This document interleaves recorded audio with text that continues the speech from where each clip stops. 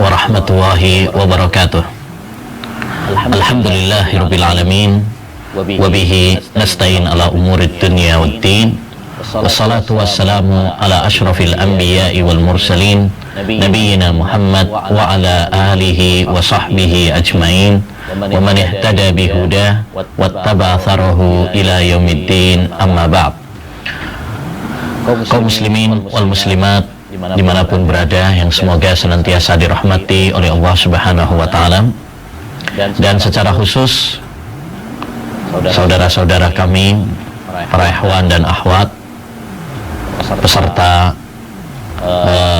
daurah KTI, program KTI, kajian taksil ilmi. Demikian juga para pemirsa yang bergabung bersama kami, para pemirsa Ar-Royan TV, para pemirsa Surabaya Mengaji, para pemirsa Sababul Ummah Channel, para pemirsa Mumtaz TV, para pemirsa Sahabat Muslim TV, para pemirsa Riyadhul Jannah, para pemirsa MKSS TV, para pemirsa Al-Hijrah Gresik, para pemirsa Radio MD Net Probolinggo, para pemirsa Media Sunnah Blora, para pemirsa ARB Mengaji Prabu Mulih, para pemirsa Safdah TV, para pemirsa Ahsan TV Cikarang, para pemirsa Salaf Ittiba, para pemirsa Bontang Mengaji, para pemirsa Hijrah Institute, dan para pemirsa yang lainnya yang semoga senantiasa dirahmati dan diberkahi oleh Allah Subhanahu wa Ta'ala. Alhamdulillah, kita bersyukur kepada Allah Subhanahu wa Ta'ala di hari Jumat yang berbarokah ini, dan di bulan Ramadan yang istimewa, yang berbarokah ini, Allah Subhanahu wa Ta'ala memberikan nafas kepada kita, memberikan kesempatan kepada kita untuk berpacu dan berlomba-lomba di dalam kebajikan. Mudah-mudahan Allah Subhanahu wa Ta'ala memberikan kekuatan dan kemudahan kepada kita untuk mengisi hari-hari bulan Ramadan ini dengan amal saleh, dengan amal ketaatan, dengan ibadah kepada Allah Subhanahu wa Ta'ala. Seperti biasanya setiap hari Jumat, ya, jam 9:30 sampai selesai, insyaallah ta'ala kita akan membuka forum, ya, soal jawab. Sudah banyak pertanyaan-pertanyaan yang telah masuk kepada kami. Insyaallah ta'ala, ya, kami akan menjawab sebisa mungkin sesuai dengan ilmu yang ada pada kami. Masih sisa pertanyaan-pertanyaan sebelumnya, masih banyak. Insyaallah ta'ala kita akan pilihi beberapa pertanyaan, ya, yang kami anggap, ya, penting dan mudah. Pertanyaannya, apa hukumnya mendiamkan saudara tanpa menyapa atau menegurnya lebih dari 3 hari? Dan bagaimana cara menegurnya karena sudah diingatkan tapi masih belum menghiraukan? Jazakumullah khairan Ustaz. Tidak boleh bagi seorang muslim mendiamkan sesama saudaranya lebih dari 3 hari. Hal ini dilarang oleh Rasulullah SAW. Kata Nabi alaihi salatu wassalam, la yahillu li muslimin an yahjura ahahu fawqa salasati ayyam. Tidak halal ya berarti haram bagi seorang muslim untuk mendiamkan saudaranya, nggak nyapa, nggak salam, ya, nggak menghiraukan saudaranya, ketemu melengos, ya, tidak menghiraukan. Ini nggak boleh lebih dari 3 hari. Ingat, kita sesama muslim adalah bersaudara. Innamal mu'minuna ikhwah. Sesungguhnya orang-orang yang beriman itu bersaudara. Kita harus saling mencintai, kita harus bersatu, ya. Tidak boleh kita saling berpecah belah, tidak boleh kita saling memusuhi antara satu dengan yang lain. Maka tidak boleh bagi kita untuk mendiamkan saudara kita lebih dari 3 hari. Terus bagaimana cara menegurnya? Ya, karena kita sudah ingatkan dia tapi dia tidak menghiraukan, sampaikan hadisnya bahwa itu adalah dilarang. Sampaikan bahwasanya Islam menganjurkan kepada kita untuk hidup bersaudara, saling mencintai, ya, tidak boleh bermusuhan. Sampaikan bahwasanya bahagia itu adalah dengan tidak dengan tidak bermusuhan dengan orang lain, ya. Jadi kita sampaikan, tugas kita hanya menyampaikan dan memberikan nasihat. Adapun hidayah taufik di tangan Allah Subhanahu wa taala. Ya, wa ma 'ala rasuli illal balagh. Tidak ada kewajiban bagi para rasul kecuali hanya menyampaikan. Demikian juga tugas kita. Adapun yang membuka pintu hatinya untuk menerima apa yang kita sampaikan, itu adalah hak Allah Subhanahu wa taala. Nabi Muhammad saja nggak mempunyai wewenang itu. Ya. Allah Subhanahu wa taala berfirman, "Innaka la tahdi man ahbabta, walakinnallaha yahdi man yasha." Sesungguhnya engkau, wahai Nabi, ya, tidak bisa memberikan hidayah kepada orang yang kamu cintai, yaitu Abu Thalib. Tetapi Allah SWT memberikan hidayah kepada siapapun yang dia kehendaki. Jadi, sampaikan hadis, ya, larangan tersebut, ya, adapun dia nerima atau tidak, maka kita serahkan kepada Allah Subhanahu wa taala, ya, karena hanya Allah yang membolak-balik hati manusia. Doakan yang terbaik untuk saudara Anda. Nah, yang penting kita melakukan apa yang menjadi kewajiban bagi kita. Baik. Wallahu a'lam. Tanya Ustaz, bismillah. Bagaimana sikap saya ketika orang-orang awam dan haroki yang setiap pembicaraan menyisipi topik pembicaraan yang pada dasarnya mengkritik ulil amri? Barakallahu fikum. Pertama hendaknya bagi kita semuanya untuk berpegang teguh dengan akidah Ahlus Sunnah wal Jamaah, termasuk bagaimana interaksi sikap kepada para pemimpin. Ya, Islam mengajarkan kepada kita agar kita menghormati para pemimpin dan tidak mencela para pemimpin. Kata Nabi alaihi salatu wassalam, "As-sultanu dzilwahi fil ard, faman akramahu akramahullah, wa man ahanahu ahanahullah." Para pemimpin itu adalah, ya, naungan Allah di muka bumi. Siapa yang memuliakannya, maka Allah akan memuliakannya. Dan siapa yang menghinakan pemimpin, maka Allah SWT akan menghinakannya. Jadi, kewajiban bagi kita adalah memuliakan para pemimpin kita, mendoakan yang baik untuk para pemimpin kita, mentaati para pemimpin kita selama perintahnya bukan maksiat kepada Allah Subhanahu wa taala. Adapun apabila maksiat, maka tidak boleh untuk ditaati. Terus bagaimana kalau kita misalkan, ya, ketemu sama orang atau kumpul dan mereka sukanya mengkritik para pemimpin? Kewajiban bagi kita pertama menasehati. Ad-dinun nasihah. Agama ini adalah nasihat. Ya. Yang kedua, kita mengingkari. Kita sampaikan, kalian mengkritik, membicarakan, ya, aib pemerintah, ya, faedahnya apa, manfaatnya apa, ya, nggak bisa merubah keadaan juga kalau kita mengkritik.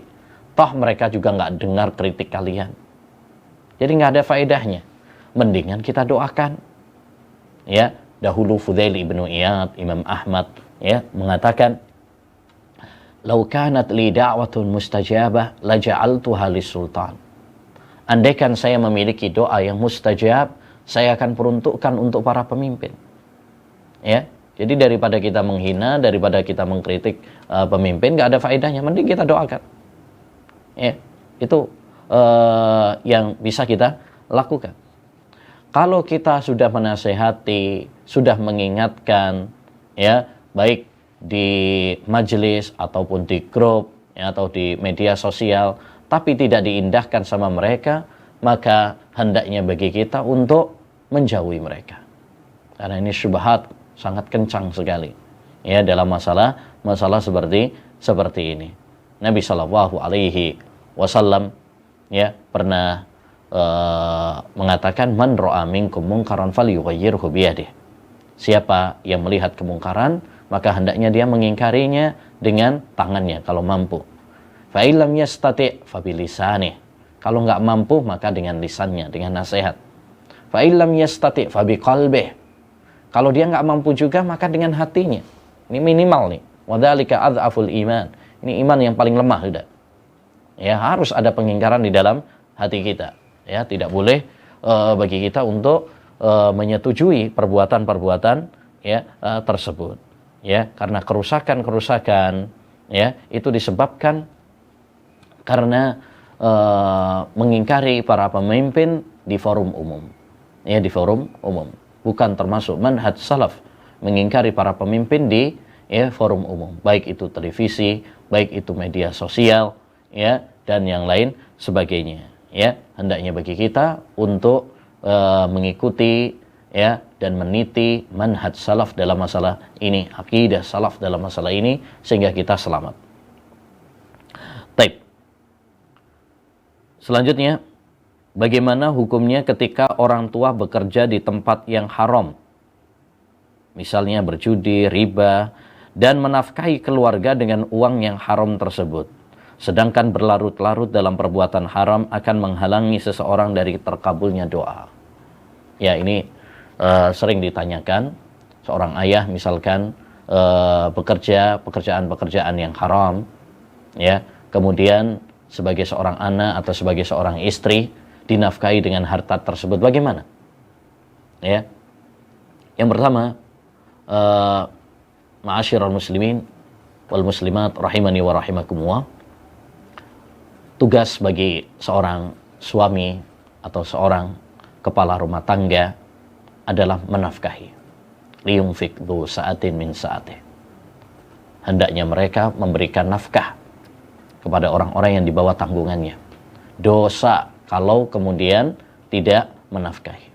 Kafa bil mar'i isman an yudayyi'a man yakut. Cukuplah seorang itu dianggap berdosa kalau dia melalaikan orang-orang yang di bawah tanggungannya. Namun ingat, di dalam mencari nafkah, hendaknya kita mencari nafkah yang halal. Ya, mencari nafkah yang halal. Jangan mencari nafkah dengan hal-hal yang diharamkan oleh Allah atau dengan cara-cara ya, yang diharamkan oleh Allah Subhanahu wa taala, yang itu banyak sekali pada zaman kita sekarang. Sayati zamanun la yubalil mar'u bima akhadal mal amin halalin aw min haram. Jauh-jauh hari Nabi SAW mengabarkan kepada kita bahwa akan ada suatu zaman, datang suatu zaman di mana seorang sudah nggak peduli lagi cara dia mendapatkan harta, apakah dengan cara yang halal atau dengan cara yang haram. Ya, nggak peduli lagi. Ini sudah dikabarkan oleh Nabi SAW. Ingat, ketika kita memakan ya uang yang haram, maka ini ya akan menyebabkan kita ke neraka. Kullu lahmin nabata binal haram fannaru aula bihi. Setiap daging ya yang tumbuh dari harta yang haram, maka neraka lebih berhak untuknya. Ya, menarik dahulu wanita-wanita salaf, ya, para istri zaman dahulu, apabila suaminya hendak bekerja, maka mereka mengingatkan kepada suaminya, wahai suamiku, iyyaka wa kasbal haram, hati-hati dari ya pekerjaan-pekerjaan yang haram, cari harta dengan cara yang haram. Fa innana nasbiru 'alal ju' wa la nasbiru 'alan nar. Kita masih kuat untuk ya menahan lapar, tapi kita nggak akan kuat untuk menahan ya pedihnya api neraka. Masya Allah. Ya, saling mengingatkan dalam masalah ini. Taib, bagaimana kalau memang misalkan orang tuanya bekerja pekerjaan yang haram, entah itu riba, judi, atau yang lainnya, ya, dari pekerjaan-pekerjaan yang haram. Kemudian dia menafkahi kita sebagai seorang istri atau menafkahi kita sebagai anak dengan harta tersebut. Masalah ini diperinci sebagai berikut. Yang pertama, jika itu adalah nafkah yang wajib, seperti makan, minum, kebutuhan-kebutuhan pokok, maka boleh bagi seorang istri, boleh bagi seorang suami, boleh bagi seorang anak untuk menerima nafkah tersebut. Ya, karena ini adalah kewajiban, ya, nafkah yang wajib bagi seorang suami. Tapi bukankah itu diambil dari harta yang haram? Ya, ini haram, ya, dari sisi kasb, ya, haram dari sisi mendapatkannya, ya, dari sisi mendapatkannya, dan itu haram bagi siapa? Bagi ayahnya tersebut yang bekerja dengan cara yang haram, ya. Adapun bagi istri dan bagi anak, maka tidak mengapa, karena sebabnya sudah berbeda, ya, sebabnya sudah berbeda. Bagi seorang ayah itu haram karena dia mendapatkannya dengan cara yang haram. Tetapi bagi seorang anak dan bagi seorang istri, dia mendapatkannya dengan cara yang halal, karena itu adalah nafkah dari suaminya, nafkah dari ayahnya. Jadi sebab nafkah ini adalah sebab yang halal, dan itu disebutkan oleh para fuqaha, ya, tentang kaidah tabaddulu as-sabab, ya, perbedaan sebab.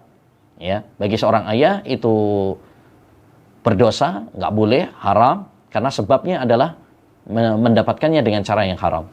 Tapi bagi seorang istri dan bagi seorang anak tadi, ya, diperbolehkan karena sebabnya dia mendapatkan itu adalah diperbolehkan, yaitu dari sebab mendapatkan nafkah tadi. Baik. Adapun jika itu bukan kebutuhan-kebutuhan yang pokok, ya, kebutuhan-kebutuhan yang pokok, maka ya, diperinci. Perinciannya yang pertama, misalkan belikan laptop atau belikan HP, ini kan bukan sesuatu yang pokok, ya. Maka diperinci. Perinciannya, kalau kita tahu bahwasanya harta yang diberikan kepada kita itu adalah harta yang haram, dari sebab yang haram, ya, kita tahu itu, maka tidak boleh bagi kita untuk, ya, mengambilnya. Karena ini bukan sesuatu yang darurat, bukan sesuatu yang darurat. Tapi kalau kita tidak tahu, mungkin karena ayahnya di samping dia misalkan bekerja sebagai bank, misalkan dia juga bekerja punya toko, misalkan. Jadi di situ ada campuran antara yang halal dengan yang haram, atau judi misalkan. Tapi dia juga punya pekerjaan yang halal, ya. Maka selama kita tidak tahu bahwa harta yang diberikan kepada kita itu adalah dari harta yang haram, maka hukum asalnya adalah boleh, ya. Wallahu a'lam. Baik. Ustaz, bagaimana bila kita belum mengganti puasa di tahun ini, tertunda-tunda karena malas? Bagaimana cara menggantinya? Pertama, saudaraku, ini adalah termasuk kesalahan, ya, menunda-nunda hutang puasa sampai datang Ramadan berikutnya. Ini adalah suatu dosa, ya. Tidak boleh bagi kita untuk menunda-nunda. Ya, batas terakhirnya adalah, ya, bulan Sya'ban kemarin, ya. Sebelum kita masuk bulan Ramadan, itu batas terakhirnya. Seperti yang dilakukan oleh Aisyah radhiyallahu anha. Saya tidak punya waktu untuk mengqadha kecuali di bulan Sya'ban. Karena Rasulullah SAW banyak puasa di bulan Sya'ban, sehingga saya bisa menggunakannya untuk membayar hutang, ya. Nah, adapun sampai masuk bulan Ramadan berikutnya dan kita belum membayar hutang puasa sebelumnya, maka ini adalah suatu dosa, ya. Ingat perkataan Imam Ahmad, at-ta'khiru lahu afat, ya. Menunda-nunda itu banyak efeknya, banyak dampak negatifnya.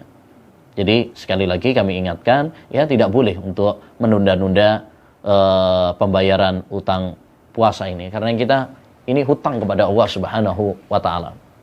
Kita saja kalau punya hutang kepada orang, kemudian kita nggak bayar-bayar, itu sudah dosa, ya. Matlul ghani dzulmun, menunda-nunda pembayaran hutang padahal mampu untuk membayarnya, itu kezaliman.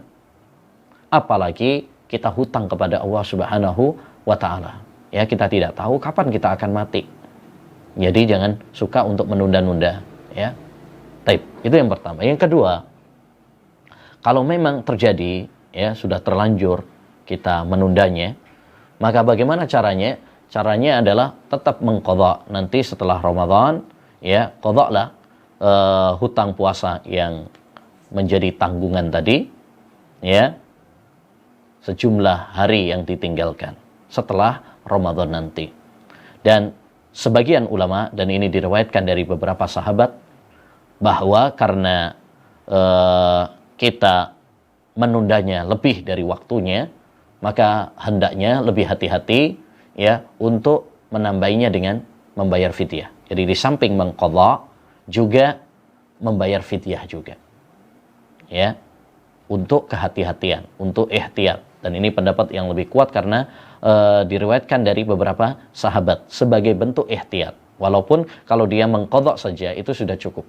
Ya, sudah cukup. Tapi kalau dia membayar fidyah lebih maksudnya mengqadha kemudian ditambah lagi dengan membayar fidyah itu lebih utama. Ya, wallahu a'lam. Ustaz, kenapa urutan sahabat di dalam nadhm tidak sama dengan urutan di dalam hadis?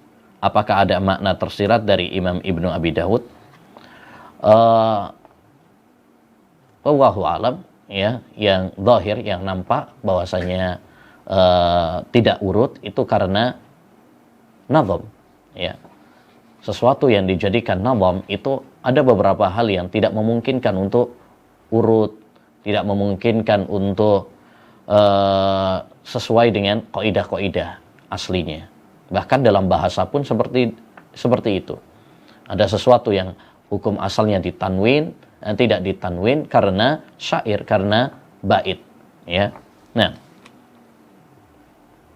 Ustadz, afwan, ana masih gagal faham dengan perkataan Imam Ibnul Qayyim rahimahullah tentang seandainya bukan karena sahabat, maka bumi akan menjadi gelap dan seterusnya.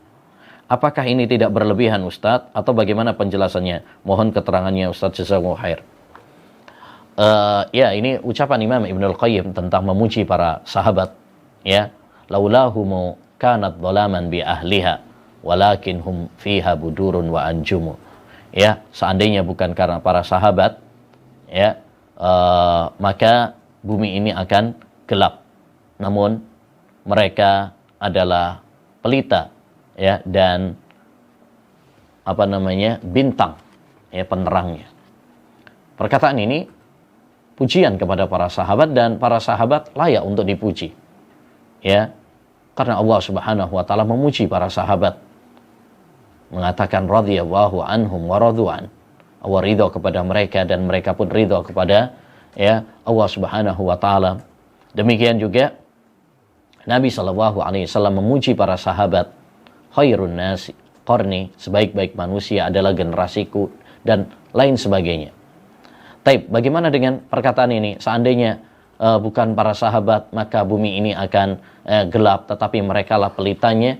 Ini bukan sesuatu yang berlebihan, karena ini fakta, ya, ini fakta. Kenapa?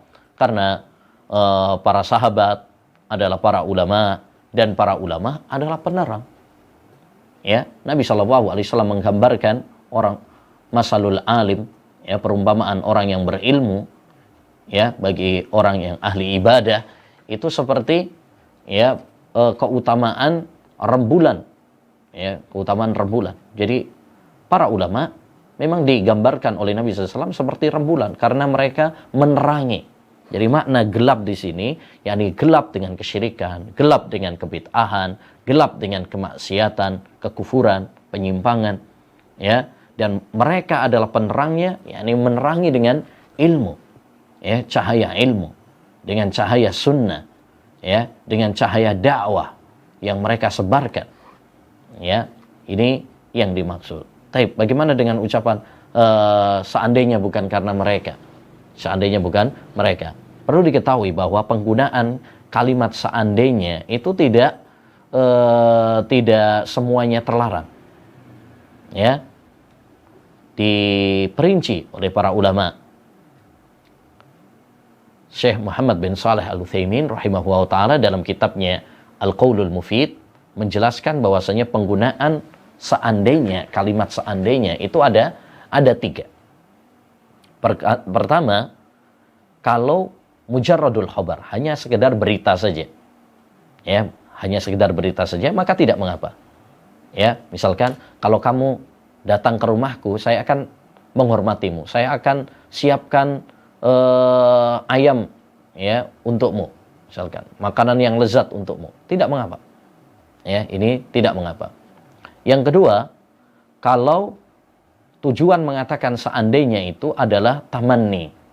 Tamanni itu adalah cita-cita, harapan. Ya, maka ini tergantung kepada harapannya. Kalau harapannya adalah baik, maka boleh. Kalau harapannya adalah sesuatu yang buruk, maka tidak boleh. Contoh, misalkan harapan yang baik, seandainya saya diberi harta oleh Allah Subhanahu wa taala, saya akan bantu tetangga-tetangga saya, ya, ustadz-ustadz saya, ya, kerabat-kerabat saya, masyarakat saya yang sekarang terdampak ekonominya gara-gara COVID-19, ya, saya akan kasih mereka santunan, ya, misalkan setiap minggu 1 juta misalkan. Kalau seandainya saya punya rezeki, maka ini tidak mengapa. Ini tamanni yang baik. Taib. Yang buruk, kalau misalkan dia seandainya tadi berandai untuk sesuatu yang buruk. Kalau seandainya saya punya uang, wah, saya akan gunakan untuk berfoya-foya, untuk zina, untuk minum khamar dan sebagainya, maka ini tidak boleh. Baik. Yang ketiga, penggunaan kata lau adalah, atau seandainya, itu adalah untuk menyesali sesuatu takdir yang sudah terjadi. Nah, ini nggak boleh. Ini tidak diperbolehkan. Karena akan menimbulkan kegelisahan, ya, kegundahan, penyesalan, ya. Kata Nabi SAW, ihris alama yang fa'uka wasta'in billah wala ta'jaz. Bersemangatlah kamu melakukan hal-hal yang positif, ya, mintalah pertolongan kepada Allah Subhanahu wa taala, dan jangan, ya, menyerah, lemah. Fa in fataka syai'un, kalau luput darimu sesuatu, fala taqul law anni fa'altu lakana kadza wa kadza. Jangan kamu mengatakan, ya, seandainya saya melakukan begini, tentu seandainya saya tadi tidak begini, tentu tidak akan terjadi ini dan itu. Ini nggak boleh. Fa inna law taftahu amal syaitan. Karena lau, ya, itu akan menjadikan, ya, seseorang, karena kalimat lau itu akan membuka pintu syaitan, ya, membuka pintu syaitan. Jadi perkataan Imam Ibnul Qayyim rahimahullah tidak masalah insyaallah ta'ala, dan beliau adalah seorang ulama yang tentu, ya, tahu apa yang dia ucapkan. Ustadz, bolehkah sholat menggunakan masker pada saat wabah seperti ini? Pada dasarnya, ya, memakai masker ketika sholat itu makruh hukumnya. Pada dasarnya, ya, ada larangannya dalam hadis. Nah, Rasulullah SAW an yughattiyar rajulu fahu, ya, fis shalah. Rasulullah SAW melarang seorang menutup mulutnya di dalam sholat. Ya, di hukum asalnya adalah makruh, ya, makruh, hendaknya ditinggalkan. Namun, jika memang ada hajat, kebutuhan seperti saat sekarang ini, ya, karena adanya wabah, disarankan memakai masker, ya, apalagi kalau dia sakit, maka tidak mengapa seorang sholat dengan memakai masker. Ya, kenapa? Karena ini ada kebutuhan. Dan kaidah yang disebutkan para ulama, al-makruhu yajuzu lil hajah. Sesuatu yang makruh itu adalah boleh kalau memang ada hajatnya, kalau ada kebutuhannya. Ya.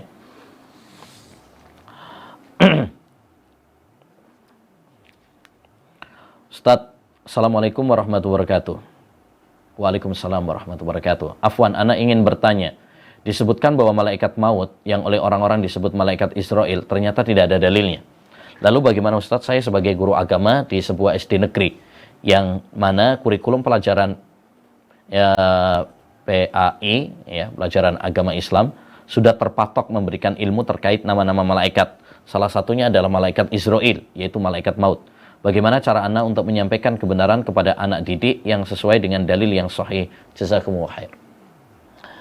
Kalau memang kurikulumnya demikian, maka sampaikan apa adanya, kemudian sampaikan kepada murid Anda yang benar.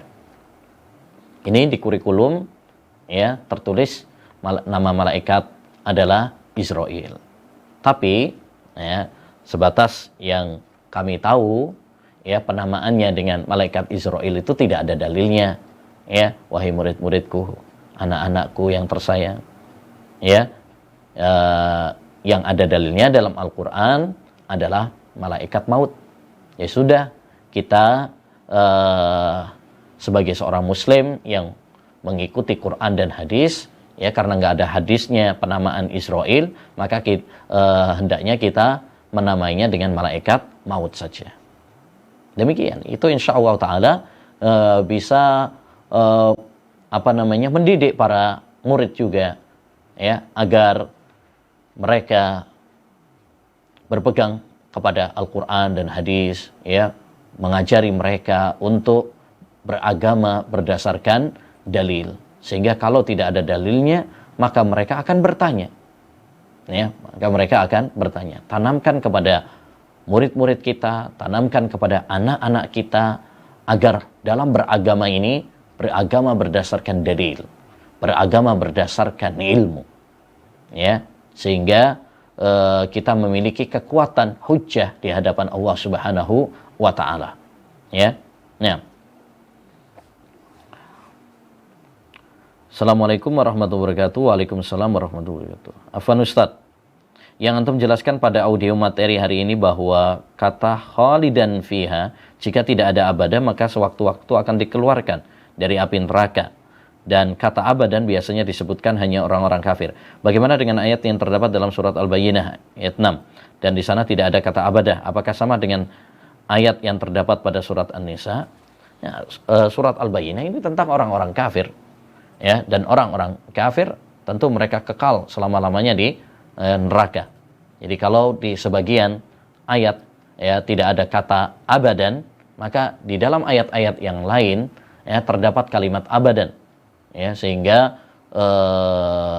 orang-orang kafir ya atau ayat-ayat yang enggak ada abadannya dibawa kepada yang ada lafadz abadannya. Karena orang-orang kafir mereka tidak akan keluar dari api, dari neraka. Adapun ya orang-orang yang ahli tauhid, orang-orang yang beriman, kemudian mereka terjatuh di dalam dosa, walaupun itu dosa besar selain syirik kepada Allah Subhanahu wa Ta'ala, maka mereka tidak kekal selama-lamanya. Ya.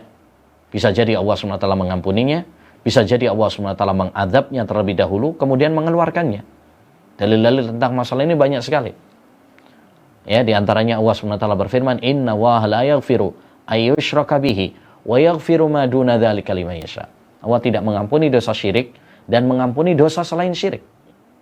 Demikian juga hadis tentang syafaat Nabi kepada umatnya yang melakukan dosa besar.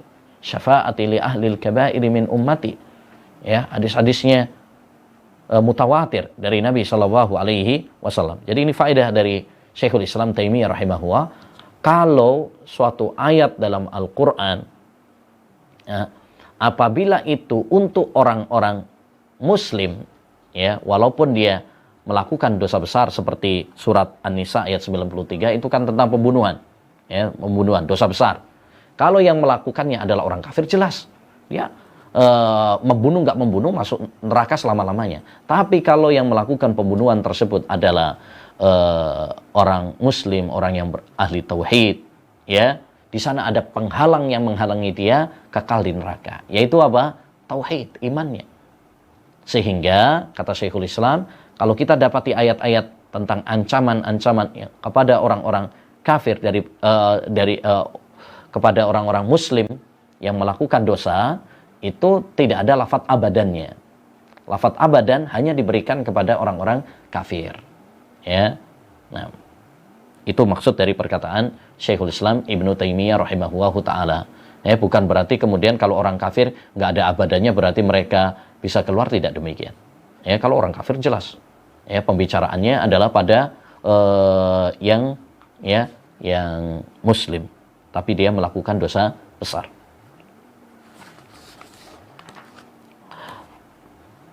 Baik, ini ada pertanyaan mengenai hadis tidak akan berkumpul umatku dalam kesesatan, yaitu la tajtami ummati ala dhalalah. Dalam hadis disebutkan di audio mandumah yang sesi terakhir. Apakah ini dinisbatkan untuk sahabat atau ulama? Apakah ini yang dimaksud adalah ijma ulama?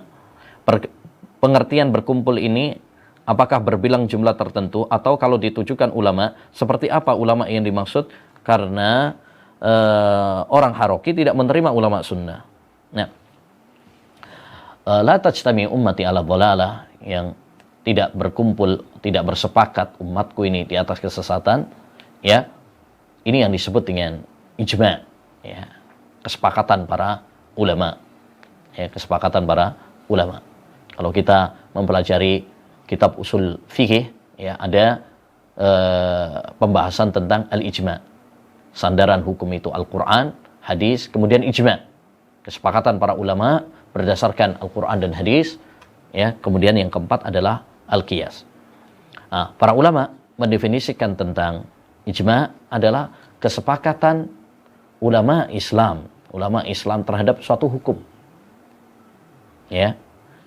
Jadi di sini nggak mesti sahabat, tentu sahabat masuk dalam kategori yang pertama, tapi nggak mesti sahabat. Ya. Kata Syekhul Islam Taimiyah rahimahullah, ijma itu adalah ijma'nya para sahabat, ijma'nya para tabi'in, dan ijma'nya para tabi'ut tabi'in. Ya. Adapun yang setelah mereka, maka tidak bisa dipastikan. Tidak bisa dipastikan. Karena yang mu'tabar, ya, ulama yang mu'tabar adalah mereka ini tiga generasi yang yang dipuji oleh Nabi sallallahu alaihi wasallam, khairun nasi qarni, summal ladzina yalunahum, summal ladzina yalunahum. Sebaik-baik manusia adalah generasiku, yaitu generasi para sahabat. Kemudian generasi setelah mereka, yaitu para tabi'in. Dan generasi setelah mereka, yaitu generasi tabi'u at-tabi'in. Ya. Terus bagaimana definisi ulama? Para ulama bukan cuma sekedar yang bisa baca kitab atau berceramah, tidak. Ya, para ulama adalah orang-orang yang menguasai Al-Quran dan hadis, mereka mengamalkannya, mereka bertakwa kepada Allah Subhanahu wa Ta'ala.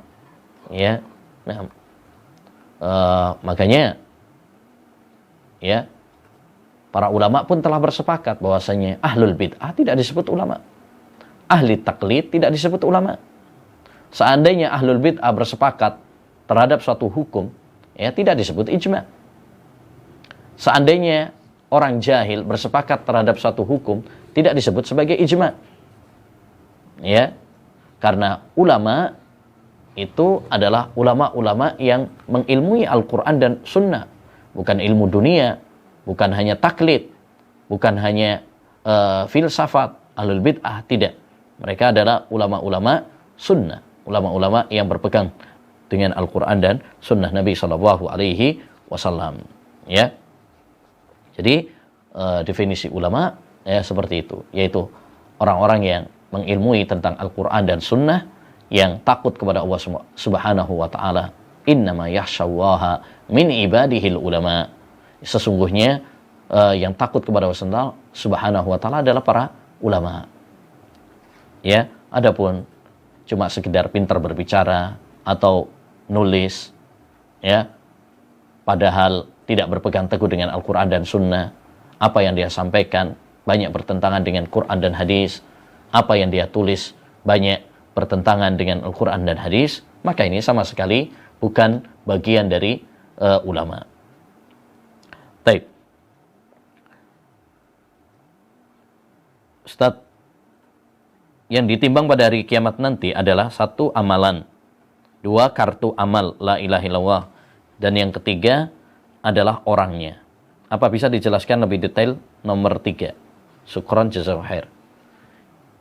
Nomor 3, orangnya, ya, orangnya, badannya. Ya, badannya ditimbang. Ya. Seperti dalam hadis Nabi sallallahu alaihi wasallam, innahu la ya'ti ar-rajulul adzim as-samin yaumal qiyamah wala yazinu indallah janaha ba'udah. Besok ada orang yang besar, gemuk, didatangkan, ditimbang oleh Allah SWT, tapi ternyata ya setelah ditimbang ya tidak ada apa-apanya, ya nggak lebih dari sayap nyamuk. Artinya dia badannya besar, tapi ternyata karena dia tidak memiliki amal saleh, maka nggak ada gunanya. Walhasil bahwasanya yang ditimbang besok pada hari kiamat itu ada perbedaan di kalangan para ulama. Apa sih yang ditimbang? Yang pertama yang mengatakan amalnya yang ditimbang, ya, seperti dalam hadis kalimatani khafifatani, dua kalimat yang sangat ringan, habibatani ilar rahman, ya, tapi sangat dicintai oleh Allah, sakilatani fil mizan, tapi sangat memberatkan dalam timbangan, subhanallahil adzim, subhanahu wa bihamdi. Yang kedua adalah kartu, ada bitaqah, seperti dalam hadis tentang hadisul bitaqah, ya, tentang seorang yang banyak dosanya, ya, tetapi dia memiliki kartu la ilaha illallah. Setelah ditimbang ternyata kartu la ilaha illallah lebih berat. Ya, kalau tadi amalnya, yang kedua adalah kartu, ya, catatan amal, ya, yang ketiga adalah orangnya, badannya, ya. Tapi perlu diketahui bahwasanya kartu yang ditimbang, demikian juga badan yang ditimbang, itu pada hakikatnya kembali kepada amal juga. Ya, pada hakikatnya kembali kepada amal juga. Makanya tadi ada orang yang besar badannya, tapi karena amalnya sedikit, maka percuma dia badannya besar, nggak ada manfaatnya, ya, nggak ada manfaatnya. Mendingan kurus tapi amal kebaikannya baik, maka itu yang memberatkan di sisi Allah Subhanahu wa Ta'ala. Apa boleh salat tahajud 2 rakaat dan witir 1 rakaat? Kalau bolehnya boleh saja. Bahkan tidak salat witir pun, ya, atau tidak salat tahajud pun boleh saja. Kalau bicara boleh, ya, karena ini bukan sesuatu yang wajib, ya. Kita tahu bahwasanya salat tahajud, salat tarawih, salat witir bukan sesuatu yang wajib, ya, bukan sesuatu yang wajib, ya. Kalau berbicara bolehnya, apakah boleh? Ya boleh saja. Salat tahajud 2 rakaat, ya, kemudian witir 1 rakaat juga boleh. Tetapi tentu yang lebih baik adalah kita lebih daripada itu. Rasulullah SAW pernah mengatakan, salatul laili masna masna, salat malam itu 2 rakaat, yakni 2 rakaat salam, 2 rakaat salam, dan tidak dibatasi. Kemudian fa in khasyiya ahadukumus subha falyutir biwahid. Ya, kalau salah seorang di antara kalian khawatir subuh, karena batas salat malam itu sampai subuh, witir, salat tahajud itu sampai subuh, maka hendaknya dia witir 1 saja. Kalau takut waktunya habis. Tapi kalau kita masih banyak waktu yang luang, ya, masih panjang, ya, maka hendaknya lebih daripada itu. Ustadz, bagaimana hukumnya ziarah kubur dengan menabur bunga? Ya, pertama, ma'asyiral muslimin, ziarah kubur itu ada 2 macam. Pertama, ya, yang pertama adalah ziarah kubur yang disyariatkan, yaitu kita ziarah kubur dengan tujuan mengingat kematian, mendoakan untuk penghuni kubur. Maka ini dianjurkan. Rasulullah SAW mengatakan, kuntu nahaitukum an ziyaratil kubur fazuruha fa innaha tudzakirukumul akhirah. Ya, kata Nabi SAW, dulu aku melarang kalian dari ziarah kubur, sekarang ziarahlah, karena itu bisa mengingatkan kalian kepada akhirat. Ya. Yang kedua, ziarah kubur yang bertentangan, yang bid'ah, bahkan bisa sampai kepada syirik. Ya, yaitu ziarah kubur yang tidak sesuai dengan tuntunan Rasulullah SAW. Ada orang misalkan ziarah kubur tujuannya minta-minta kepada penghuni kubur kesembuhan, rezeki. Ya, tentu ini adalah bertentangan. Ya, bahkan ini bisa terjerumus di dalam kesyirikan. Nabi SAW mengatakan ya dalam hadis tadi, silakan kalian ziarah kubur. Kemudian ada tambahan dalam riwayat yang lain, wala taqulu hujra. Jangan mengatakan ucapan-ucapan yang batil ketika ziarah kubur.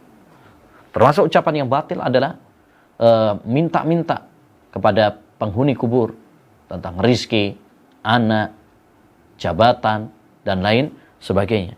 Ya, ini adalah bertentangan dengan agama, syariat, tidak boleh.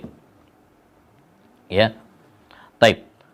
Demikian juga ritual-ritual yang tidak ada tuntunannya dari Nabi SAW. Seperti misalkan tabur bunga. Setiap ziarah kubur bawa bunga kemudian ditaburkan. Ini tidak ada contohnya dari Nabi SAW. Ya, tidak ada contohnya dari Nabi SAW. Dan Nabi SAW bersabda, man amila amalan laisa alaiya amruna fahuwa raddun. Barang siapa yang melakukan suatu amalan yang tidak ada contohnya dari kami, maka amalan tersebut apa? Tertolak.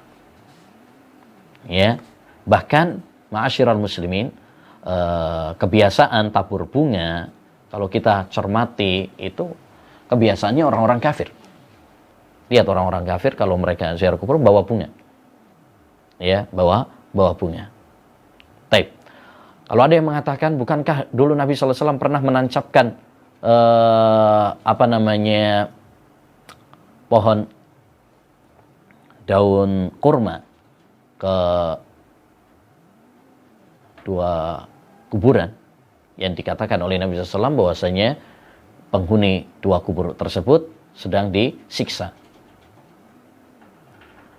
Ya, yakni sebagian orang berdalil dengan perbuatan Nabi. Loh, itu Nabi SAW menancapkan apa? Daun kurma. Berarti demikian juga sekarang menabur bunga.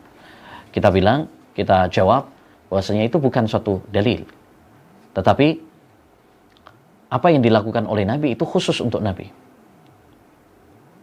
Kok bilang khusus? Bukankah hukum asal perbuatan Nabi itu adalah umum? Ya, contoh bagi umatnya. Kita jawab, ya, hukum asalnya demikian. Tapi di sini ada yang mengkhususkan. Apa yang mengkhususkan? Karena Nabi SAW tahu bahwasanya mereka berdua adalah sedang disiksa. Sedang disiksa. Sedangkan kita tahu nggak ini disiksa apa tidak? Nggak tahu. Nabi SAW bisa mendapatkan wahyu dari Allah Subhanahu Wa Taala, ya, yang memberitahu bahwasanya dua penghuni kubur tersebut sedang disiksa. Sedangkan kita tidak tahu. Hal yang menunjukkan hal itu bahwa tidak dinukil dari para sahabat, padahal mereka adalah orang yang sangat bersemangat dalam mengikuti Nabi. Tidak ada penukilan bahwasanya mereka melakukan tabur bunga ketika ziarah kubur. Andaikan hal itu adalah baik, disyariatkan, tentu akan ditiru oleh para sahabat Nabi SAW. Kenapa tidak ada penukilan dari para sahabat? Karena mereka tahu bahwa itu khusus untuk Nabi SAW. Wallahu a'lam. Sebagai seorang awam yang lahir sebagai muslim dan tidak berakidah salaf selama 40 tahun, yang tentunya banyak melakukan maksiat, pun sampai sekarang masih bekerja dengan kolega-kolega dari agama lain seperti Syiah, Nasara, Hindu, ateis. Langkah-langkah apa yang harus dilakukan ke depannya agar terhindar dari azab kubur? Taib. Pertama, ya, jika Anda sudah mendapatkan hidayah, walaupun dulu adalah orang awam, ya, dan sebagainya, sekarang sudah mendapatkan hidayah, pertama bersyukur kepada Allah Subhanahu Wa Taala. Tidak ada yang lebih mahal di dunia ini daripada hidayah. Ya, hidayah. Kita diberi hidayah oleh Allah Subhanahu Wa Taala mengenal Islam yang benar berdasarkan Al-Quran dan hadis Nabi Muhammad SAW. Ini hidayah. Ini adalah nikmat yang sangat mahal harganya. Al-Imam Abul Aliyah pernah mengatakan, qad an'ama Allahu alayya bi ni'matain. Allah memberikan kepada saya dua nikmat. La adri ayyuhuma a'zam. Saya enggak tahu mana di antara dua nikmat tersebut yang lebih utama bagi saya. An hadani lil Islam, saya diberi hidayah Islam. Itu yang pertama. Yang kedua, walam yaj'alni haruriyya. Allah tidak menjadikan saya orang khawarij. Itu nikmat yang paling utama. Taib, sekarang sudah umur 40 ke atas. Ya, alhamdulillah. Allah masih memberikan kesempatan kepada kita untuk memperbaiki diri kita. Umur 40 ini umur yang matang. Ya. Wa balagha arba'ina sanah. Ya. Dalam Al-Qur'an ya ada 40 itu adalah kematangan umur usia. Makanya banyak para nabi ya diangkat setelah umur 40. Karena itu umur yang matang. Nah, setelah umur 40 ini adalah peringatan dari Allah Subhanahu wa taala kepada kita untuk memperbaiki diri kita. Kita semakin dekat dengan ajal kita. Maka lupakan yang telah lalu ya. Mungkin banyak kesesatan, banyak penyimpangan ya. Perbaiki ke depannya. Tidak ada kata terlambat. Mari kita perbaiki. Dulu Fudail bin Iyad radhiyallahu rahimahullah pernah melihat ada seorang yang sudah tua tapi banyak melakukan dosa. Maka dinasihati. Ya, dia mengatakan aslih ma baki ya yughfar ma madha. Perbaikilah ke depannya. Maka engkau akan diampuni yang telah lalu. Yani apa yang sudah terjadi kita tidak patut untuk menyesalinya, semuanya tidak bisa terulang lagi ya, tetapi yang paling penting adalah bagaimana kita memperbaiki ke depannya ya, memperbaiki ke depannya. Yang saya nasihatkan kepada saudara-saudara saya, yang pertama adalah mari kita tetap bersemangat dalam menuntut ilmu, karena ini yang benteng utama agar kita selamat dari syubhat dan syahwat. Terutama tadi Bapak penanya ya masih bekerja dengan kolega-kolega dari agama yang lain ya, ada Nasara, Hindu, Ateis, Syiah ya, maka kuatkan dengan ilmu, kuatkan dengan ilmu, akidah yang kuat. Yang kedua, banyak berdoa kepada Allah Subhanahu wa taala, karena yang membolak-balik hati kita adalah Allah Subhanahu wa taala. Perbanyak doa, Allahumma ya muqallibal qulub sabbit qalbi ala dinik. Ya Allah, zat yang membolak-balik hatiku, tetapkanlah hatiku di atas agamamu. Yang selanjutnya adalah cari lingkungan, teman yang baik ya, yang bisa mendukung kita dalam kebaikan, yang bisa mengingatkan kita tatkala kita berada dalam kelalaian ya, lingkungan yang kondusif ya,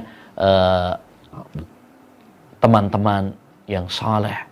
Ini sangat penting agar kita bisa istiqamah. Al-mar'u ala dini khalili. Seorang itu berdasarkan agama temannya. Falyandur ahadukum man yukhalil. Hendaknya dia melihat dengan siapa dia berteman. Kemudian juga yang tidak kalah pentingnya juga ya, hendaknya bagi kita menyibukkan dengan amal soleh ya, menyibukkan diri kita dengan amal soleh. Wallahu a'lam. Apakah bermaaf-maafan sebelum Ramadan hadisnya palsu? Ya, setahu saya tidak ada hadisnya malah. Tidak ada hadisnya anjuran secara khusus untuk maaf-maafan sebelum puasa. Ya. Namun kalau kita memang punya salah kepada seseorang, ya minta maaf. Adapun maaf-maafan kepada yang salah, kepada yang tidak salah, ya dijadikan itu sebagai bentuk ibadah sebelum masuk Ramadan, ya ini yang tidak ada dalilnya. Tapi kalau kita memang punya salah, kapanpun kita punya salah, kita minta maaf. Ya, Nabi SAW mengatakan, "Man kanat lahu madlamatun li akhi falyatahallalhu." Siapa yang memiliki kezaliman kepada saudaranya, maka hendaknya dia minta dihalalkannya. Minta maaf. Ya, tapi tidak terbatas pada sebelum Ramadan saja. Kapan saja kita punya salah. Lebih-lebih di bulan Sya'ban, ya sebelum memasuki Ramadan, kalau kita punya salah minta maaf. Supaya ketika kita masuk bulan Ramadan tidak ada beban ya kepada yang lain. Ya, kita masuki bulan Ramadan dengan hati yang bersih, dengan hati yang suci, tidak ada permusuhan, tidak ada kebencian, tidak ada kedengkian di hati kita. Sebagaimana dalam hadis yang disahihkan oleh Syekhul Albani bahwasanya Allah SWT turun ke langit dunia pada nisfu Sya'ban, pertengahan Sya'ban. Kemudian Allah Subhanahu wa taala mengampuni semua dosa hambanya kecuali dua, musyrik wa musahin. Orang yang berbuat syirik, dan yang kedua adalah orang yang bermusuhan. Ya, jadi jangan sampai ada yang bermusuhan. Kalau kita punya salah, langsung minta maaf. Taib. Tanya Ustaz, Al-Quran terjemahan yang direkomendasikan apa? Karena Al-Quran yang beredar sekarang banyak yang menerjemahkan sifat Allah SWT dengan mentakwilnya. Contoh kata tangan diartikan sebagai kekuasaan. Cari terjemahan yang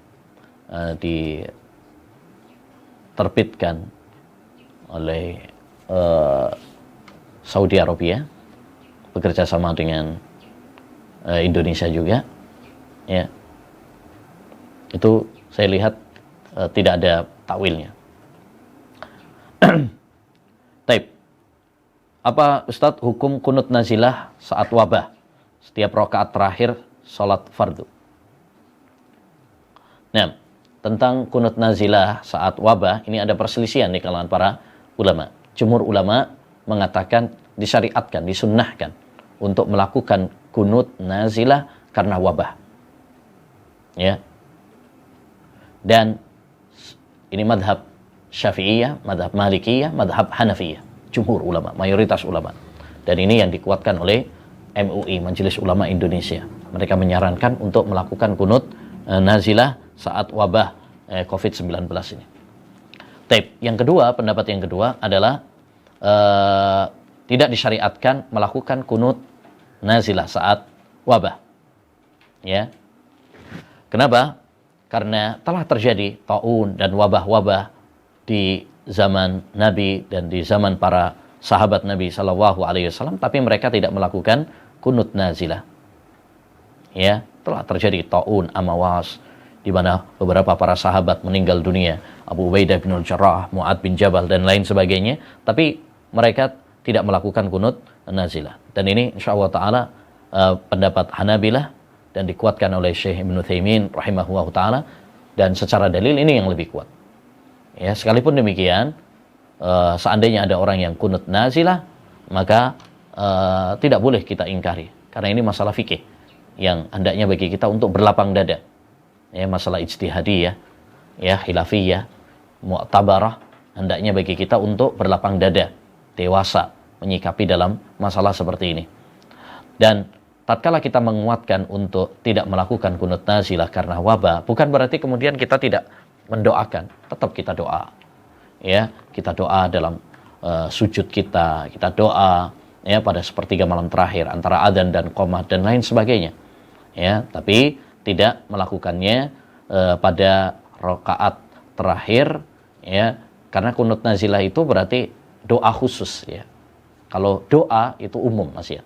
Kalau kunut nazilah itu doa secara khusus yang dilakukan pada rakaat terakhir, ya, dalam sholat fardu. Nah, wallahu a'lam. Taib.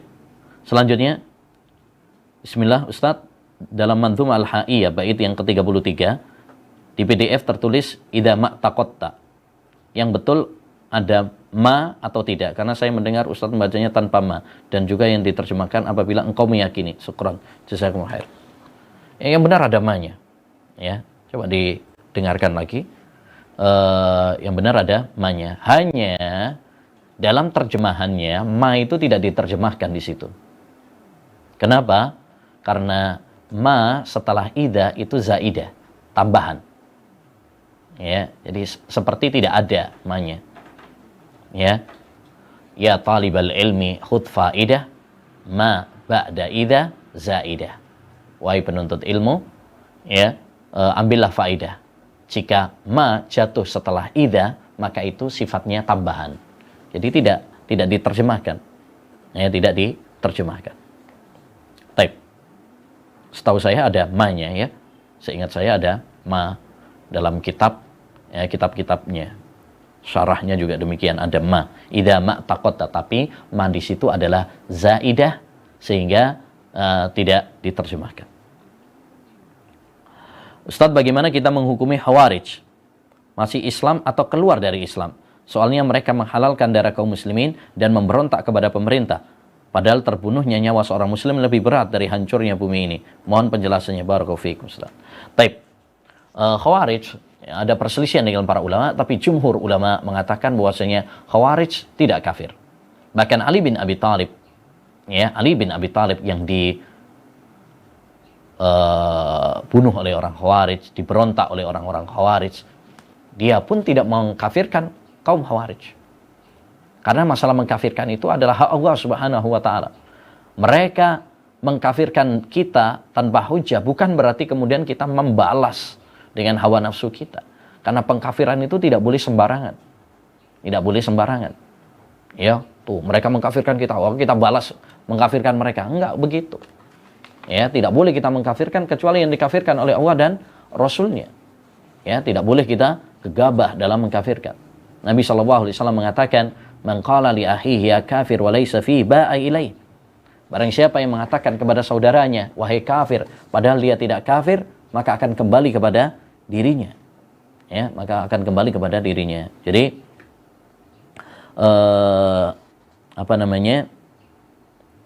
Khawarij menurut jumhur ulama, mayoritas ulama, dan ini pendapat yang lebih kuat sebagaimana dikuatkan oleh Syekhul Islam, bahwa Khawarij tidak kafir.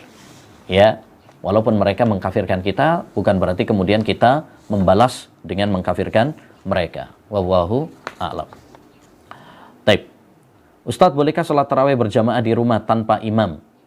Hanya wanita saja. Boleh, kalau sesama wanita, nggak ada yang lakinya, misalkan, kemudian mereka berjamaah sesama wanita, boleh. Ya. Dan posisi wanita, kalau mereka berjamaah sesama mereka, imamnya adalah di tengah-tengahnya. Jadi misalnya kalau bertiga, berarti di tengah-tengahnya ini imamnya. Lurus, tidak ada seperti kalau laki-laki kan berarti ada yang maju gitu ya, yang lainnya di belakang. Tidak, kalau perempuan tidak. Ya, mereka lurus dan di tengah-tengahnya itulah imamnya. Ya, itulah imamnya. Dan ini ada riwayat dari Ummu Salamah, Aisyah, ya, mereka sholat berjamaah sesama apa? Wanita. Jadi kalau misalkan di suatu rumah nggak ada laki-lakinya, ya, atau misalkan di satu pesantren, misalkan khusus putri, ya, maka boleh mereka melakukan berjamaah, ya, sesama mereka. Wallahu a'lam. Ustadz, bagaimana cara menyadarkan teman-teman yang telah terjerumus dan suka mempelajari filsafat?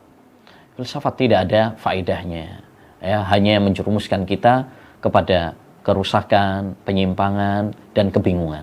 Sampaikan kepada mereka ucapan-ucapan para ulama ussalaf yang mengingatkan kita dari ilmu kalam, ya, di antaranya adalah Imam Syafi'i yang sangat keras dalam masalah ini. Ya, kemudian sampaikan juga penyesalan, ya, penyesalan tokoh-tokoh filsafat dahulu seperti Ar-Razi, Al-Ghazali, Al-Juwaini, ya, yang telah menggeluti ilmu filsafat kemudian apa? Menyesali. Ya, menyesali. Taib. Ya. Selebihnya tinggalkan. Ya, tinggalkan, karena berbicara dengan ahli filsafat ini seringkali menghabiskan waktu. Taib. Assalamualaikum Ustadz, ana izin bertanya, bagaimana kita memiliki kawan yang berprinsip bahwa pemimpin Indonesia saat ini bukan ulil amri. Lantas mereka berlepas diri terhadap peraturan yang buatan manusia. Karena pemerintah saat ini berhukum dengan selain Allah SWT. Mereka taat terhadap peraturan yang bersifat maslahat umum, seperti rambu lalu lintas, administrasi kependudukan, dan lain-lain. Artinya jika ada maslahat yang bersifat duniawi, mereka taat. Walhasil intinya, maka kawan kami ini berkeyakinan bahwa tidak ada ulil amri di Indonesia karena tauhid berhukum kepada selain hukum Allah, yaitu undang-undang kafir buatan Belanda. Dia juga bilang bahwa presiden dan pejabat kita bilang bahwa negara kita adalah negara Pancasila dan demokrasi. Tapi yang aneh, Ustadz Salafi kok bilang ini negara Muslim? Aneh. Ya, bagaimana menurut Ustadz? Ya, terkait hal ini dalam prinsip akidah Ahlussunnah wal Jamaah. Bagaimana Ustadz? Apakah ini rincian terkait hal ini? Ini adalah paham Khawarij, ya, yang mengatakan bahwasanya tidak ada ulil amri di negara kita, ya. Mereka adalah tauhid, ya. Ini paham-paham Khawarij yang sangat membahayakan. Karena kalau tidak ada ulil amri, ya, terus apa gunanya presiden? kacau. Ya, dan dari pemikiran-pemikiran inilah kemudian muncul terorisme. Karena mereka menganggap ini bukan ulil amri, ini tauhid, ya. Kemudian para polisinya, para tentaranya, ya, mereka adalah pekerja-pekerja untuk tauhid dan sebagainya. Ini paham-paham khawarij yang sangat berbahaya, ya. Jadi alhamdulillah negara kita negara Islam. Kenapa demikian? Ya, karena patokan negara, dikatakan negara Islam atau tidak dilihat dari undang-undangnya. Ya, mayoritas ulama berpendapat bahwasanya untuk mengatakan ini negara Islam atau tidak, itu bukan dilihat dari undang-undangnya, tapi dilihat dari syiar Islam di negeri tersebut. Kalau syiar-syiar Islam nampak di negeri tersebut, maka itu namanya negara Islam. Walaupun undang-undangnya ya bukan Al-Quran dan Sunnah secara murni, ya. Jadi ini yang perlu digarisbawahi. Alhamdulillah di negeri kita masjid-masjid di mana-mana, adzan berkumandang di mana-mana, salat hari raya, salat Jumat, salat Idul Fitri, ya. Nah, ini syiar di antara syiar Islam yang sangat nampak sekali. Ya. Taib. Adapun undang-undang yang ada dalam negara, pertama harus kita ketahui bahwa tidak semua undang-undang yang ada di negara kita bertentangan dengan Al-Quran dan Sunnah. Ya, undang-undang buatan manusia itu, ya, ada yang diperbolehkan selama itu tidak bertentangan dengan syariat Islam. Ya, undang-undang yang dibuat oleh pemerintah, ya, selama tidak bertentangan dengan syariat Islam, itu boleh. Dan itulah siasat syariah. Hanya perlu belajar tentang fikih, tentang maqasidus syariah, tentang siasat syariah. Para ulama menyebutkan bahwasanya bukan suatu syarat ya seorang pemimpin itu pokoknya ada Quran, ada hadisnya saja. Ya, selain daripada itu berarti tidak boleh. Bukan. Patokannya adalah selama tidak bertentangan dengan syariat. Misalkan undang-undang lalu lintas, undang-undang pernikahan harus dicatat di KUA. Nggak ada dalam Al-Quran dan hadis. Tapi itu untuk kemaslahatan dan tidak bertentangan dengan syariat, ya, maka itu boleh. Ya, dan harus ditaati. Harus ditaati. Seperti sekarang juga himbauan pemerintah untuk pakai masker, untuk tetap di rumah, untuk cuci tangan dan sebagainya untuk menghindarkan dari wabah, ya. Ya, kita taati karena itu bukan sesuatu yang maksiat kepada Allah Subhanahu wa taala. Ya. Yang tidak kita taati adalah kalau bertentangan dengan agama. La ta'ata li makhlukin fi maksiatil khaliq. Tidak ada ketaatan kepada makhluk dalam maksiat kepada Allah. Lihat Imam Ahmad rahimahullahu taala. Ya. Bagaimana dia tetap istiqamah walaupun pemerintah memaksanya untuk mengatakan Quran itu makhluk, dia tetap tidak mengatakannya. Ya. Jadi selama itu tidak bertentangan dengan syariat, maka kita wajib mentaatinya. Tapi kalau undang-undang tersebut bertentangan dengan syariat, maka tidak boleh bagi kita untuk mentaatinya. Bagaimana hukumnya setelah Lebaran Idul Fitri melakukan ziarah kubur bersama dan membaca doa bersama, serta bagaimana doa ziarah kubur yang sesuai dengan tuntunan Rasulullah SAW? Ziarah kubur itu tidak ada waktu tertentu ya, setelah hari raya atau sebelum Ramadan, ya, kapan saja boleh. Nabi mengatakan fazuruha, dulu saya melarang, sekarang ziarahlah, kapan saja. Nabi nggak membatasi waktunya. Ya. Taib. Adapun doanya adalah Assalamualaikum ahlad diyar minal mu'minina wal mu'minat wa inna insya'allahu bikum lahikun. Ya, itu yang dicontohkan oleh Nabi sallallahu alaihi wasallam. Taib. Ustaz, apa hukum puasa sunnah menjelang 2 hari Ramadan? Ada yang bilang haram, betulkah? Ya, tolong dibantu. Syukran. Ya, ini termasuk yaumus syak. Ya, Nabi sallallahu alaihi wasallam mengatakan dalam hadis Ammar bin Yasir, "Man shama yaumas syak faqad asa Abul Qasim." Siapa yang berpuasa pada hari keraguan, yaitu tanggal 28, 29, sebagai bentuk kehati-hatian, ya, maka dia telah bermaksiat kepada Abul Qasim, yaitu kepada Nabi Shallallahu Alaihi Wasallam, ya, kepada Nabi Shallallahu Alaihi Wasallam. Ya, jadi tidak diperbolehkan, kecuali bagi mereka yang sudah punya kebiasaan. Bagi yang sudah punya kebiasaan puasa Senin Kemis, puasa Daud, kemudian dia berpuasa pada hari itu bukan karena kehati-hatian sebagai Ramadan, ya, tetapi karena memang itu kebiasaan dia, puasa Senin, niatnya beda, maka ini boleh. Nah,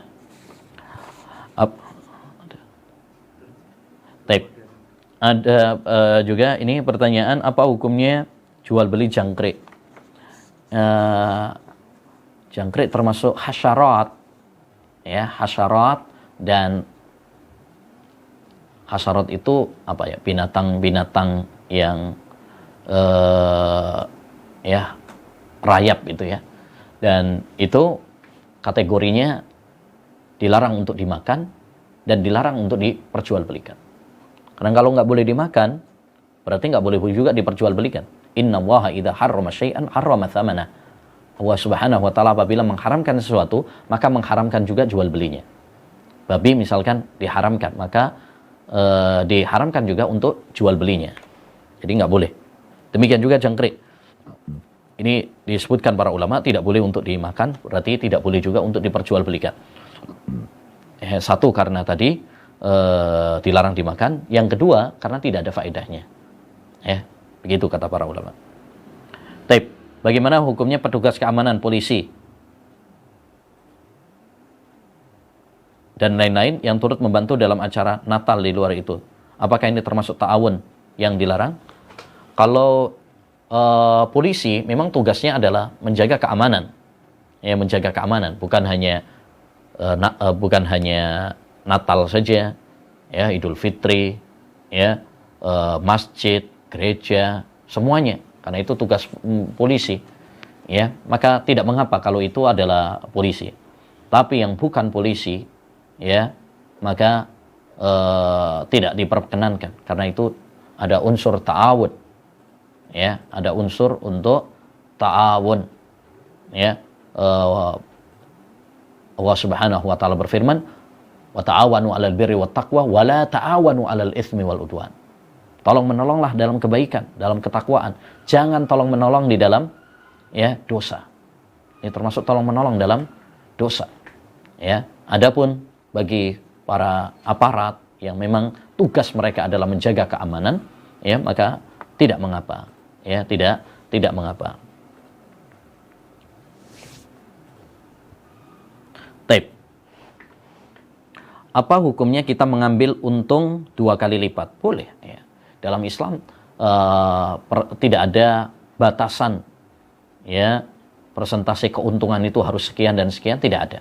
Mau 2 kali lipat, 3 kali lipat, ya, terserah. Yang penting jangan mendolimi, ya, jangan mendolimi orang lain, ya. Nah, misalkan mendolimi itu saat seperti ini sekarang, orang lagi butuh sekali pada masker, pada sanitizer misalkan, terus kita lipatkan, ya, sehingga itu menyusahkan manusia, maka ini tidak diperbolehkan. Tapi dalam kondisi-kondisi yang wajar, ya, stabil, maka silahkan saja.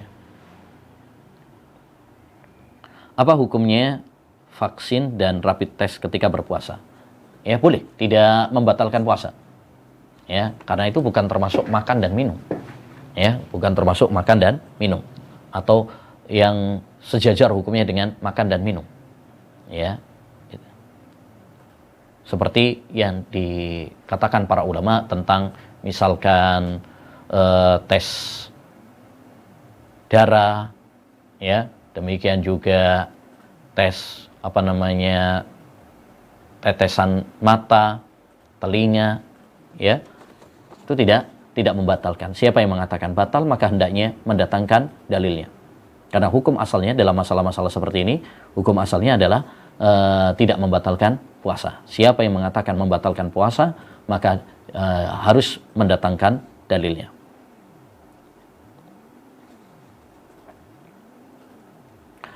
Ustaz, di tempat kerja ana, kedai kopi memutuskan tetap buka pada waktu sholat tarawih. apakah tidak mengapa mengerjakan sholat tarawih setelah saya pulang kerja? Boleh. Sholat tarawih itu mulai setelah Isya sampai subuh waktunya. Ya, silahkan. Ya, kita sholat malam. Kalau setelah sholat Isya langsung, ya, kita bisanya setelah sholat Isya langsung, maka kita sholat setelah Isya langsung. Tapi kalau misalkan tidak langsung, kita ya. Waalaikumsalam warahmatullahi wabarakatuh. Halo. Ya. Halo. Nah. Halo. Waalaikumsalam warahmatullahi wabarakatuh. Iya Ustaz. Ya. Apanya Ustaz? Semoga antum ini selalu dijaga oleh Allah. Ya Ustaz, saya mau tanya yang masalah kemarin itu kitab Al-Manjuma Al-Haiyah yang Ibn Abi Dawud itu ada nggak Ustaz? Kitab yang kitab yang selanjutnya lagi yang bisa kita terjemahan, yang bisa kita baca lagi. Itu kan cuma ringkas ya Ustaz ya, pembahasannya yang dikirim lewat itu WA. Itu ada nggak Ustaz kitab terjemahan yang lain yang bisa kita baca lagi Ustaz? Untuk kitab selanjutnya lagi begitu Ustaz. Iya. Oh, kitab syarahnya gitu ya? Kalau syarah, ya, gitu, kitab syarahnya banyak. Ada syarahnya Syekh Abdul Razak bin Abdul Muhsin Al-Abbad. Ada juga syarahnya Syekh Saleh Al-Fauzan. Ada juga syarahnya As-Safarini. Tapi itu setahu saya belum diterjemahkan. Ya, belum diterjemahkan. Ya, antum belajar bahasa Arab, baca kitab-kitab syarahnya tersebut. Karena tidak semua kitab-kitab yang berbahasa Arab itu diterjemahkan.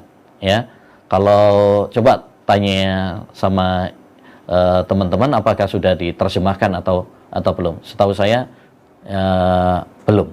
Ya, setahu saya belum. Tapi kalau ada yang tahu sudah diterjemahkan, ya, maka itu bagus sekali.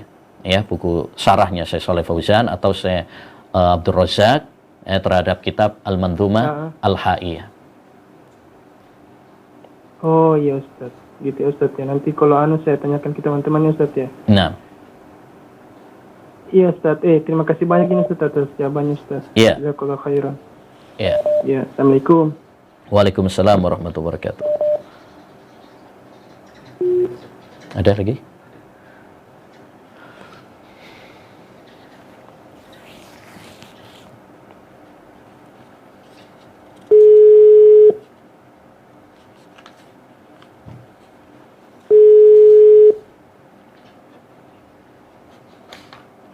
Assalamualaikum Ustaz. Waalaikumsalam warahmatullahi. Dari mana? Siapa? Ana dari Duban. Iya. Ya, Ustaz. Alhamdulillah bikhair. Gimana kabarnya antum? Ana mau nanya, kan itu kan kalau kita kan dari daerah sini kan itu masih belum ada yang kena itu positif. Mana daerah antum? Tadi? Yang daerah kecamatan sini. Itu yang daerah Tuban, yang kecamatan sini Tuban. Masih belum ada yang kena. Nah, cuman itu ada yang ODP. Nah, terus kan kalau di daerah sini kan kalau sholat kan kalau habis sholat itu jabat tangan gitu loh kan orang-orang NU. Lah itu apa kita itu itu boleh sholat di rumah nggak Ustaz? Kalau kayak gitu? Kalau bolehnya boleh. Ya, bolehnya boleh karena bukan suatu syarat, bukan suatu syarat harus nunggu ada yang positif dulu, ya, baru kemudian kita boleh meninggalkan masjid. Itu bukan suatu syarat karena dalam kaidah yang disebutkan para ulama adalah al-man'u ashalu minar rafa. Pencegahan itu lebih baik daripada pengobatan. Ya. Jadi kita hati-hati, antisipasi, ya, mencegah itu lebih diutamakan. Dan di antara kaidah yang disebutkan para ulama juga adalah saddud dzari'ah, membendung, ya, segala hal. Seperti tadi kita tidak tahu di masjid ini mungkin ada pendatang, mungkin juga ada orang yang terkena, kita nggak ngerti, ya, maka itu adalah udzur, ya, udzur. Ya, para ulama menyebutkan bahwasanya sholat berjamaah memang hukum asalnya adalah disyariatkan di masjid, ya, itu yang paling utama. Tapi kalau memang ada udzur, ya, seperti saat ini termasuk udzur yang syar'i, ya, yang membolehkan seorang untuk tidak berjamaah di masjid dan tidak jumatan, ya, dan itu sudah difatwakan oleh Majelis Ulama Indonesia juga, ya. Jadi tidak mesti di kecamatan atau di desa nunggu harus ada terlebih dahulu, tidak, ya. Setahu saya di Tuban sudah ada, ya kan? Iya. Ya, di Tuban sudah ada, dan kemungkinan dari pemerintah sudah menghimbau juga, ya, maka itu sudah cukup. Ya, Ustaz. Nah, wallahu a'lam. Ya, apa itu Ustaz, kalau itu santri Al-Furqan maksudnya kapan, Ustaz? Awal masuknya. Iya. Awal masuknya belum, kita nunggu nanti sampai kondisi normal, kondusif, ya. Nanti insya Allah Ta'ala kita umumkan, ya, kita berdoa dulu, nunggu suasana kondusif, ya, sampai dinyatakan oleh pemerintah bahwasanya wabah ini telah selesai. Ya, Ustaz. Nah, itu doakan kami saja santri Al-Furqan itu biar bisa menjadikan waktu yang bermanfaat gitu, Ustaz. Nah. Baik. Jazakallahu khair. Iya. Sekarang saja. Ya. Ada lagi?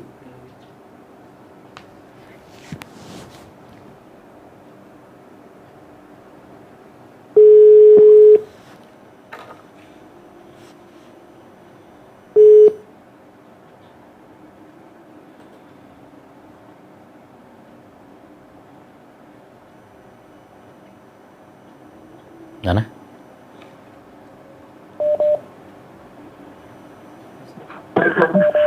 Waalaikumsalam warahmatullahi wabarakatuh. Dari mana, akhi?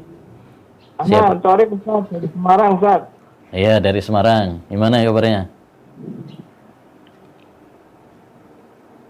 Ana mau tanya, Ustaz. Ya.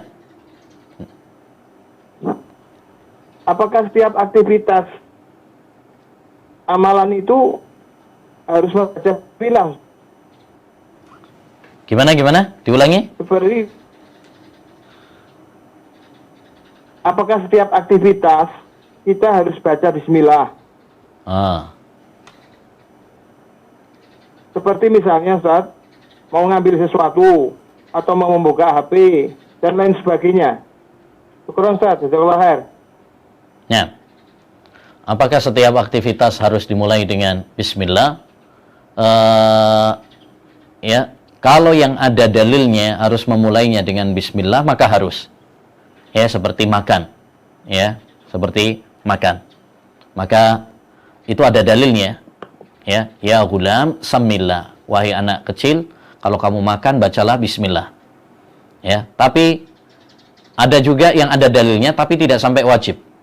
Ya, seperti misalkan ketika melakukan hubungan suami istri, ya, itu ada dalilnya tapi tidak wajib. Bismillah, Allahumma jannibna syaitan wa jannibis syaitan ma razaqtana.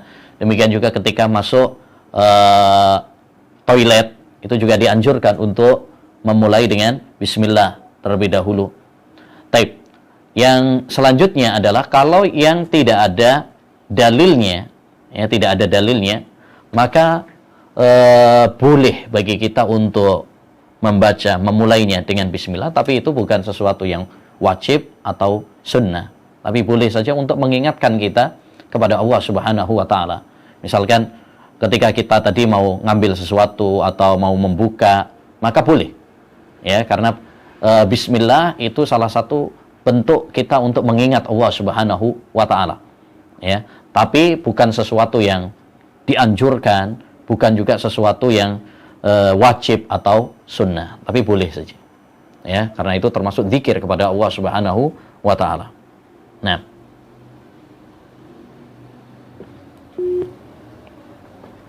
ada lagi? Sudah. Baik, demikian mungkin yang bisa kita bahas, waktunya udah habis. Insya Allah ta'ala kita lanjutkan pada pertemuan Jumat berikutnya. Bagi yang sudah bertanya tapi belum terjawab, kami mohon maaf karena keterbatasan waktu. Kita tutup dengan doa kafaratul majlis. Subhanakallahumma bihamdika asyhadu an la ilaha illa anta astaghfiruka wa atubu ilaik. Assalamualaikum warahmatullahi wabarakatuh.